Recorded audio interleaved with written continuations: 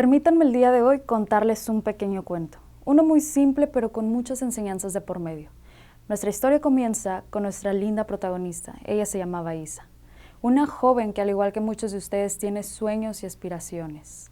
Isa fue reina de belleza, trabajó en Telemundo en la ciudad de Houston, Texas, viajó a 23 países en un año, se puso emprendedora con 2 de sus amigas, quebró y volvió a emprender. En fin, hacía lo que quería, tenía una vida de lujo. Pero esta joven tenía un gran problema. Por más emprendedora, por más trabajadora que pareciera, tenía un gran monstruo y un enemigo acérrimo que estoy seguro que todos tenemos. Ese monstruo el cual Isa tenía lo llamaba conformismo. Este monstruo se encargaba de manejarla, llevarle a un estado llamado zona de confort en todas las áreas de su vida. Pero había uno en especial. A nuestra bonita, guapa, regia, simpática, inteligente y dedicada protagonista le causaba un gran problema. Le daba tristeza y le hacía creer en que todo el amor que ella recibía, fuera mediocre o no, era lo que ella merecía. Pero me dirán, ¿cómo es que esto pasaba? Pues permítanme les explico. Isa tenía una condición muy particular llamada emocionitis. Esta es una rara patología que atacaba a nuestra protagonista, la cual se expresa con un bajo nivel de criterio y un alto nivel de emociones. ¿Y a qué me refiero con esto? A que nuestra protagonista pues tomaba las decisiones con todas las emociones y muy poco criterio.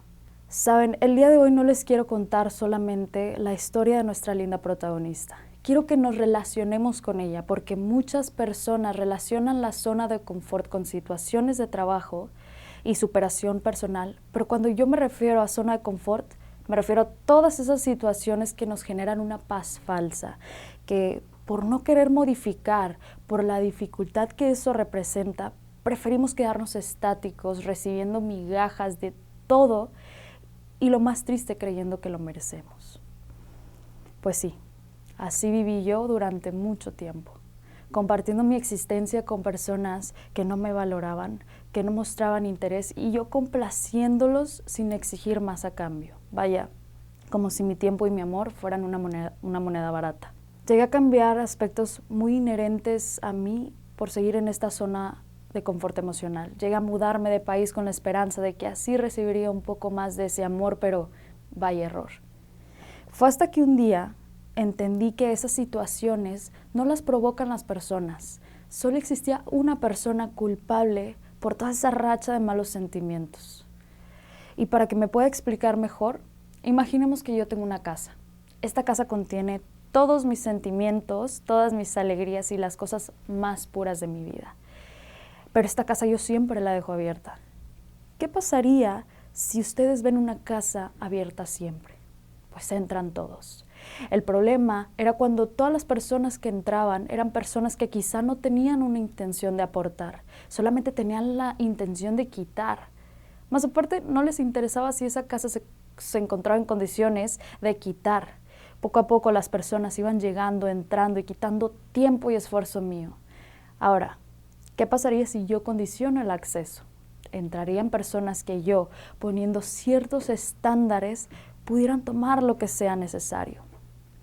Un error grande que cometemos es creer que las personas, al ver que nosotros tenemos una gran facilidad por ellos, nosotros vamos a pensar que ellos la tienen por nosotros.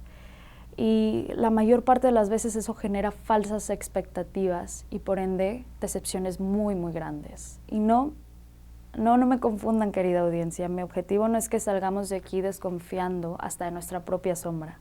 Mi objetivo es presentarles cómo llevado al extremo este tipo de cosas nos pueden afectar, debilitar y generar una zona de confort vacía y sin objetivos. Y no me confundan, querida audiencia. Mi propósito no es que salgamos de aquí desconfiando de nuestra propia sombra, sino presentarles cómo llevado al extremo este tipo de cosas nos pueden afectar, debilitar y generar una zona de confort vacía y sin objetivos. Rodéate de las personas que te nutran, que te sumen, no que te resten y debiliten.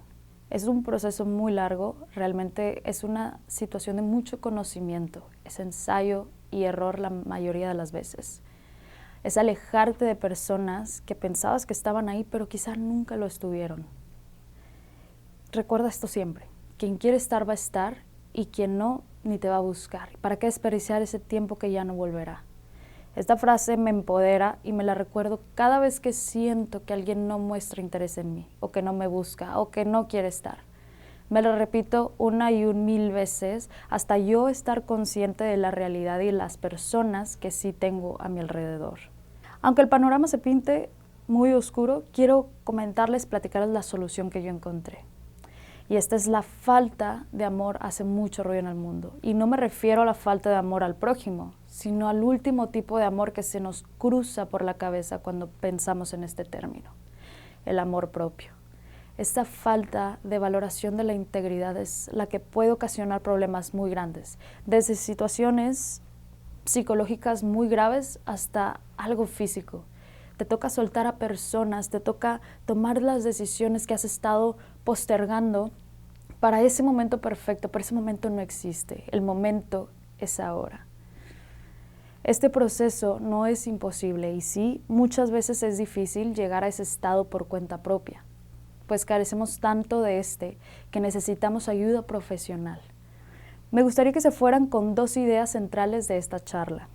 La primera y más importante: es necesario revisar nuestras emociones y conocernos en verdad. Ir a terapia es algo que recomiendo mucho si se nos complica salir adelante por nuestra cuenta. Segunda, pero menos importante, de manera personal y como algo que yo experimenté, es que vivas intensamente. Goza todas las alegrías que te rodean. Agradece, haz las cosas con amor. Ten 0 expectativas y sobre todo no tengas expectativas, no esperes nada a cambio. Si tienes oportunidad, ayuda y haz caridad, porque quizá tu vida te ha permitido estar arriba para poder ayudar a otros a subir. Vive en simplicidad. La vida es un proceso difícil, sí, pero los golpes son necesarios para moldear cualquier obra de arte. La vida no se va haciendo fácil, nosotros nos vamos haciendo más fuertes. Recordemos que todo tiene que estar en equilibrio y las cosas que parecen opuestas son necesarias para lograr un balance. Por último, enamórate. Sí, me escucharon bien. Enamórate primeramente de ti para poder enamorarte y entregar todas tus acciones con amor, para así poder vivir esta bonita experiencia llamada vida. Muchas gracias.